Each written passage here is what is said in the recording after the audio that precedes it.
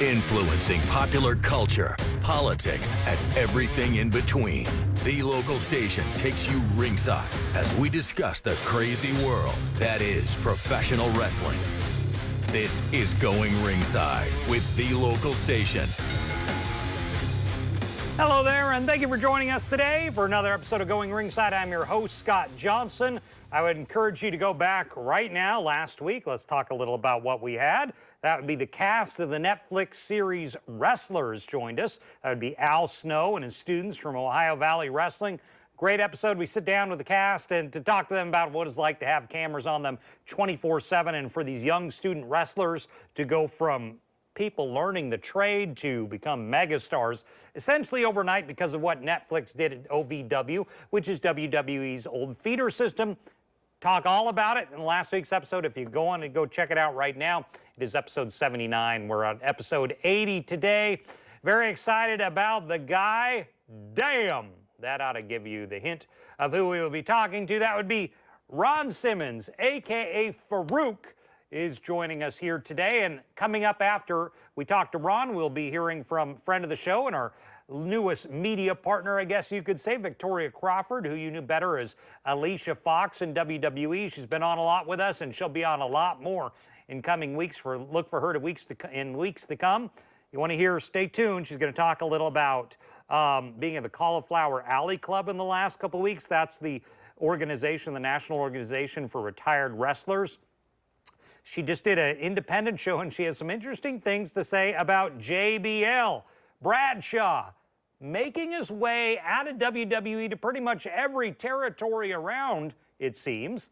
Kind of interesting what Bradshaw is doing right now. We're going to pick Victoria Crawford's brain about that and a little later on the show, so stay tuned for that. But first, we got to start with Ron Simmons himself. Very arguably the greatest football player turned pro wrestler ever. Ron Simmons was one of the greatest ever at Florida State. He was an All-American. His jersey has been retired. And after he left football, he decided to get into wrestling. Went to WCW, if you remember, became the first black heavyweight champion. Around 93, he beat Big Van Vader. Huge win. The crowd went nuts when Ron Simmons won the world title for WCW. It was so exciting. And then he went on, and one of the things he's told me over the years that was fascinating for him to see was, you know, Ron Simmons was a great wrestler in WCW, and then he started the Nation of Domination, obviously, with guys like The Rock and D'Lo Brown, The Godfather, and others like Mark Henry, who he's going to talk about. Listen to what he says about Mark Henry in this interview. But he said he could never believe that he became so over toward the end of his career for one word. That was saying, damn. And he's like, if that's all I knew I needed to do, I wouldn't have beat myself up all those years.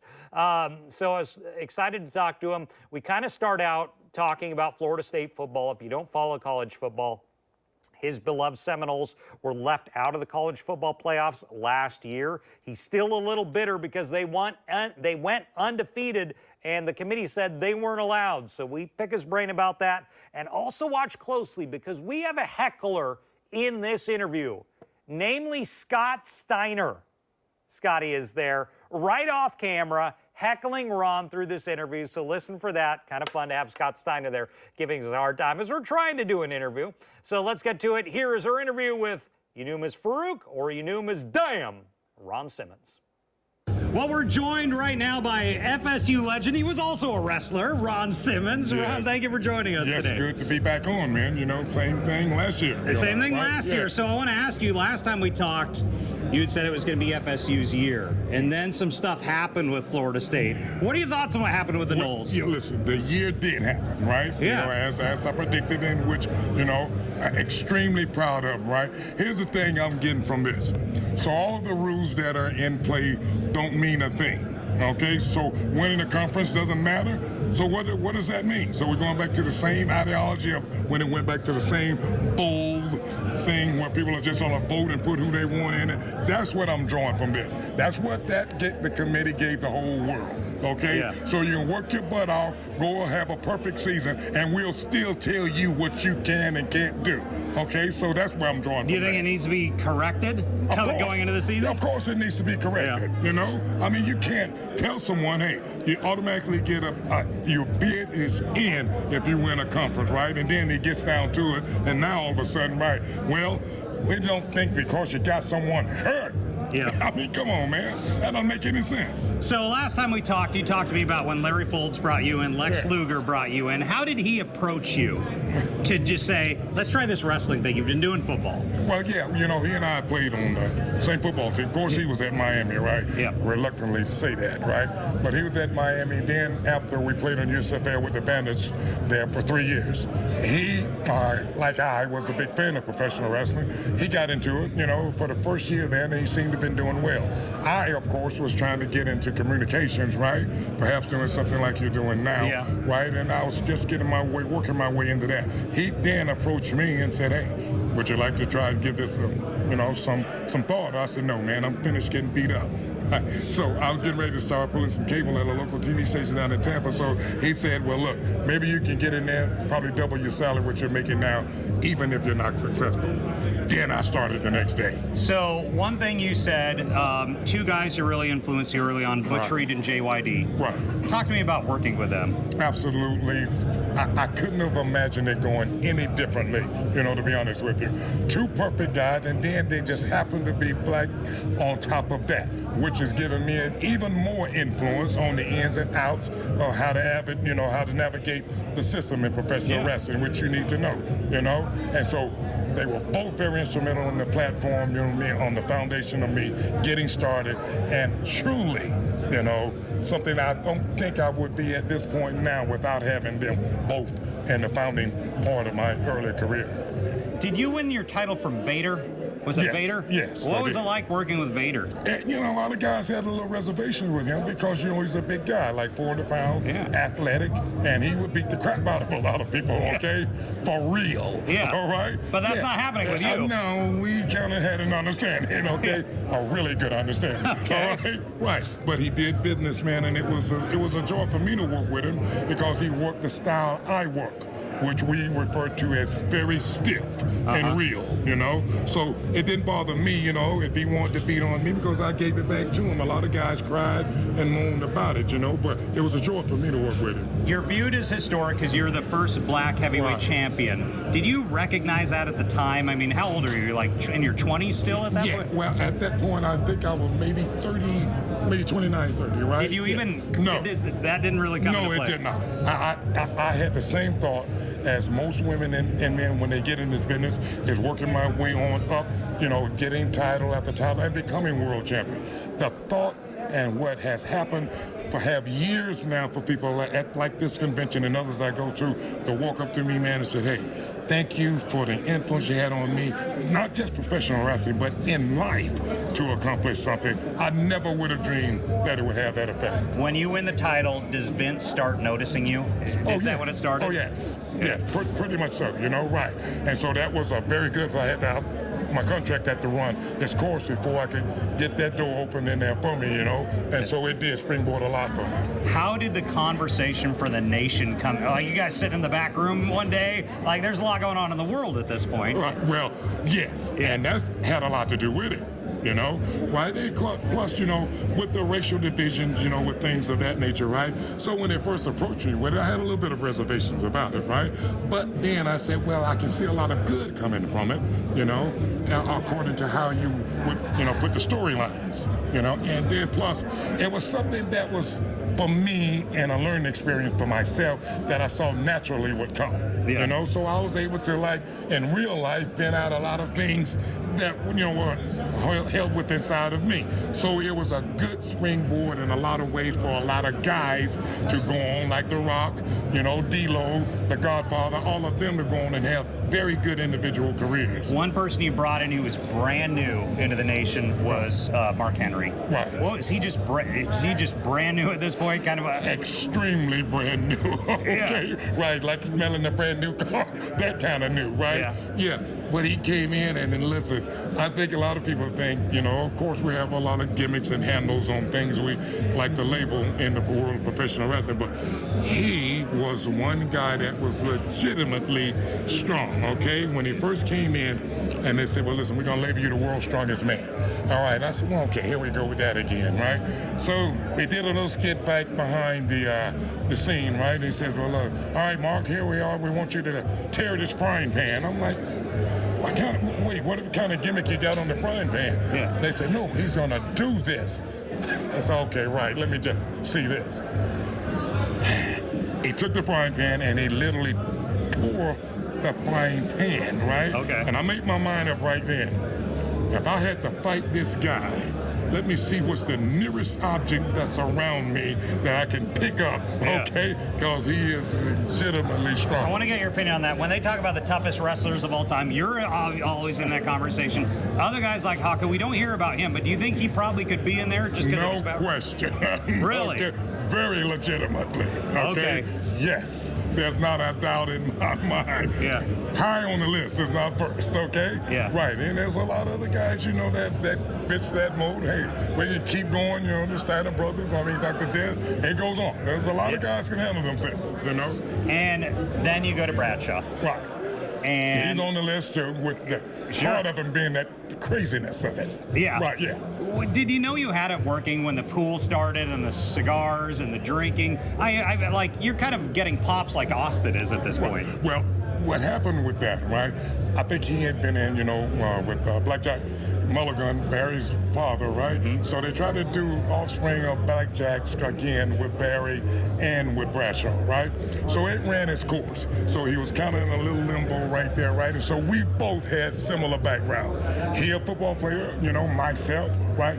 Love to go out sometimes, and I'll say this reluctantly and lightly, have a good time, right? Yeah. Yeah, right? Yeah. And go in and be a little rambunctious at times. So they thought it was going to be some kind of a joke. Let's just put them together and see what happens, right? So they put us together, and to their surprise, there was nothing need to be scripted because we both got along. One thing you would do would be your spine buster, kind of backbreaker. Right. Do you ever hurt guys with that? That was brutal. Yes, I did. Really? Yes, I did. But not to the degree where it was like crippling, okay? Okay. Yeah, so it's good that you say that, you bring back. I don't want to laugh at you guys, but hey, whenever I was mentioning to them about doing that, they were like, you sure there ain't something else we could do in the place of that? You know, right? I said, no, we're gonna do that, right. And before we go, I gotta pick at you. Scott Steiner's over there talking about Michigan. Man, is that difficult for you right now? You know what, Scotty, when he never misses a beat to bring up the Wolverines, right? Yeah. So they had a good year, you know? See, he never would know what would have been. See, I wanted to know, just like we were speaking of, if we got on the field with them. See, that's where my bragging rights would have come in. Yeah. Ron Simmons, thanks for joining us on the show today. I appreciate it. Thank you. Cool. Damn. Love that he ended it with damn. A few things to pick apart there. First off, on the Scott Steiner thing, we're going to be interviewing Scotty in coming weeks. The most bleeps I will ever do and curse words I have to take out of the episode is in the Scott Steiner interview. So that's in weeks to come. So, yeah, Ron is interesting. I loved what he said about Mark Henry, because we always talk in wrestling circles about the toughest guys of all time. Ron, obviously, near the top. Haku, Barbarian, Danny Spivey, many times overlooked. Dr. Death, Bradshaw. No one ever really focuses on Mark Henry because he's so strong. Ron there saying, no, he's legit tough. He was intimidating Ron, how tough he was. So I loved hearing that story. As far as FSU, you know, they should have maybe been in the college football playoffs. Ron's still bitter, like a lot of Knowles Nation, which is around the area we're at here in Northeast Florida. So I want to appreciate Ron, and I want to say we've had him on one other time, Episode 16, if you go back in the archives, Ron Simmons was our first live guest. We did a live episode a little over a year ago. Ron was our big guest. Episode 16, if you want to hear more from Ron Simmons, go check it out in the archives right now. Great guy. Always love talking to him. A lot more talkative than you maybe realize. But if you go back and look at some of his old Nation and Domination stuff, he could really talk. He taught Dwayne Johnson how to be a heel. Ron Simmons is the reason why Dwayne Johnson went from a kind of jobbing babyface that people were booing. Ron Simmons taught him how to be a bad guy and how to become The Rock. He did that under the tutelage of Ron Simmons. He talks a little about that in episode 16 as well, so you can go check that out in the archives. Someone who I wanted to pick her brain about Ron Simmons was our new contributor here at Going Ringside. She'll be back a lot. That's Victoria Crawford. You knew her better as Alicia Fox in WWE. She just did a tour of the country doing a lot, and I wanted to talk to her about it. I want to talk to her a little about Ron Simmons and working with him over the years as kind of a legend when she was coming into WWE. So here she is. Here is Going Ringside contributor Victoria Crawford, who you knew better as Alicia Fox. Well, after hearing from Ron, we wanted to get another legend with us. Victoria Crawford, formerly Alicia Fox, is back here on the show. You'll be seeing her a lot in coming weeks. Victoria, thanks for coming back with us today. Thank you. Thank you, Scott. Thank you for having me. So I want to start with the guy we just heard from, Ron Simmons, a guy you've known over the years. What's he like? I mean, everyone knows Ron Simmons. Everyone knows Ron Simmons, and everyone knows that he's just so awesome. There you go. He's just a top-notch guy. He's So top-notch. they will just sit him. He told me that he couldn't believe he did all this in his career, and all that people care about is him to come out and say, damn. Did that get over with the crowd when that started? Yeah, it did. It did, because he's just so authentically that expression, you know? He just is that chill. Now, one thing I think you guys have in common, were you the first Black Divas champion? Is that right? I was, Or the only one or the first? One of the only ones One before of the the only ones, retitled. but the first. He was the first Black Heavyweight champion with WCW. Yes, he was. That's just kind of like a special thing in the industry, don't you think? And from Florida. And from Florida, yeah. It's very cool. So you guys have kind of a unique, same type of thing right there, yeah. We do, and what I enjoy about his story is how he's still in the business, you know? Yeah. And you kind of keep looking for things to do and ways to contribute back, you know? I always wondered was like, so when you're young there and then the legends come backstage, like Ron and the others that we see, Flairs and all the other legends, what's it like backstage for the young talent, and then you got the old guys coming back? Oh, it's kind of a frenzy. Really? You know, everybody kind of wants to get in and ask some questions, pick their brain, as we say, you know, kind of get to know the experience as they saw it, watched growing up, and then they experienced it, because that's what we do. We make art. So just in live segment, you know, maybe they can give us pointers on our match, watch our match. You know, it's just very live insight. And even when you guys are like the peak in the company that day, is there still the respect for the legends like Ron and stuff? Absolutely. Yeah. And the main eventers, everyone on the card, really. I mean, that business it isn't easy, and so that's what is so respectful about Ron still being around and at the River City signings and So you were just around a bunch of legends, Cauliflower Alley Club, which I only know so much about. I've heard about it on the podcast. Tell me about it. You went out to Vegas? I did. I went out to Vegas, and this event's held in Vegas every year, but it's a reunion of people that preserve and can keep the wrestling business like active on the underbelly. For instance, they give funds to wrestlers that fall short later on in their lives. Because again, it's kind of, if you're not in the ring, in my perspective, your economics is slim. It's very narrow, you know? And I think everybody, between fans, participants, everything else, admirers, they know that too. And so this CAC is just really it's a good event to bring people who preserve the business together and see us FaceTime. I mean, it's a mixed group of like vendors, fans, legends, elders, youth, but they want to open up to more youth. Now, we're talking about, Farouk, Ron Simmons, and you saw his partner there. JBL was there? I did. Tell me about JBL. He's been everywhere lately. I keep seeing him pop up. Yeah, I saw him on his Instagram, of course. Yeah. But, you know, him going in and doing segments for some of the independent wrestlers in the events. That's pretty cool. I've never seen WWE not just go all over. Someone like JBL do that. That's pretty cool that he's doing that. Yeah, that's cool. And also, that's the freedom of having independent contracting, you know, in a sense of if you're not signed under WWE, then you can kind of pick and choose where you can contribute to the business. I mean, that's my experience right now. I'm finding a good balance with it. It's different, but. So you did, was it Texas you were in? I did, What was the Texas match? Was that how many times have you done these indie shows? That was one of your first ones? It was probably my fourth. Your fourth? My fourth, They're different, right? They're different. They're different in so many ways, good and bad, good and challenging, you know. You know, a lot of the opponents I work with are a lot younger. So in a sense of their experience, they want to kind of do moves that they've seen me execute on the large platform. So it's kind of fun. I kind of feel as though it's like a clinic, a performance clinic. Yeah. So, you know, my idea is I go in there and see like what moves they want to like kind of integrate with their arsenal. And if there's any way I can kind of like help them put some pieces together and take it to another match, you know, I feel like that. Duty done. So are you going to be doing wrestling coming up, or you kind of taking a break from the indie shows for a bit? I'm like 1 foot in, 1 foot out. Yeah.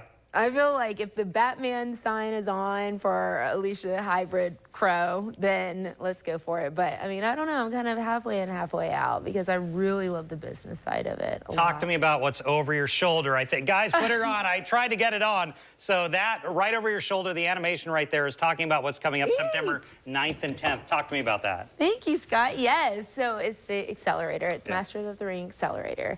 And what it is kind of a group coaching program where you can accelerate your brand, accelerate your awareness, accelerate your experience in the business. I mean, again, we are independent contracting, so we have a lot of speakers coming in on a 6-month program, like after our complimentary 2-day event. Yeah. And it's going to range from a 6-month program where they'll engage with acting agents, like just try to expand in this world, you know, and I think what Bambi and I contribute is giving them objectivity. Who's Bambi? I've read about her. I don't know her. Tell the viewers who she is. Yes, okay, so Bambi Weevil, she's a dear partner and a friend, but she's also a wrestling promoter, a female wrestling promoter, but she, like yourself, is also a journalist. Okay. And she's kind of like played her hand in a lot of places in the business, but we both kind of really have the same values and principles and see the same insight for the independent wrestling, and so we developed this program. Are you guys getting much of a response? Like, are people excited about it? Yeah, we actually are. Good. So we do interview the students because it is a sacred community. We want to make sure there's no, you know, fans or people showing up in the wrong place, you know. And we kind of just like do a quick comb of what they want to get out of it, and hopefully, you know, they get the secret link. And that admits their attendance on the 9th and 10th, and we go from there. Well, very cool. So we're going to have Victoria back a lot in coming weeks, so look for her. That's just the beginning. So thank you, Victoria, for coming, and we got a lot of big stuff coming up in coming weeks, maybe some big WWE stars, so look for that. Let's get back to it. And so I appreciate you showing up for the show today. Ron, always love talking to Ron Simmons. True legend, one of the true legit tough guys ever in pro wrestling. And as I said, we're going to have Victoria back a lot in coming weeks. So check it out. Give us a follow on our social media channels at Going Ringside on Instagram and at Going Ringside on TikTok. We're putting exclusive content there every day you won't see here on the show. So check it out there. And thank you for joining us for another episode of Going Ringside. We'll see you back here next time. This has been Going Ringside with The Local Station, brought to you every Wednesday on your favorite podcast player, on News 4 Jax Plus, as well as the News 4 Jax YouTube channel.